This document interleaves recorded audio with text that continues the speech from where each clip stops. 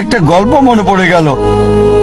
একসময় একজন ফেরেশতা এসে এক লোককে বলল, আমি তোমার উপর খুশি, তুমি যা চাইবে আমি তোমাকে তাই দেব, তবে একটা শর্ত, যা তুমি চাইবে আমি তোমাকে সব দেব, তবে তোমার প্রতিবেশীকে দেব তার দ্বিগুণ।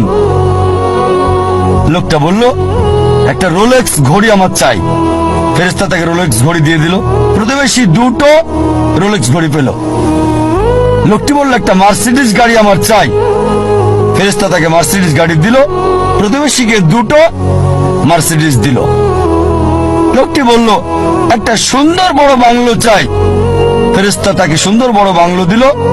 তার প্রতিবেশীকে দেওয়া হলো দুটো সুন্দর বড় বাংলো। লোকটি পরে বলল, দয়া করে আমার শেষ ইচ্ছাটা তুমি পূরণ করে দাও। কি সেটা? আমার একটা চোখ তুমি নষ্ট করে দাও, যাতে কিছু আমি চোখে না দেখতে পাই। চিন্তা করেন, সে তার নিজের চেয়ে প্রতিবেশীকে নিয়ে বেশি ব্যস্ত। তার জীবন সহজ কিন্তু জটিল সেটা ভাবছে না সে। প্রাচুর্য কি দারিদ্রতা যাই থাকুক, সে বেশি চিন্তিত তার প্রতিবেশীর চেয়ে ভালো জীবন যাপন করা নিয়ে। এ কারণেই সে ফেরেশতাকে বলল, আমার একটা চোখ নষ্ট করে দাও, যাতে প্রতিবেশীর দুটো চোখই নষ্ট হয়ে যায়। এভাবে আমরা প্রতিবেশী কেন্দ্রিক। নিজে সুখী কিনা ভাবছে না, দেখতে পারবে কিনা সেটা ব্যাপার না।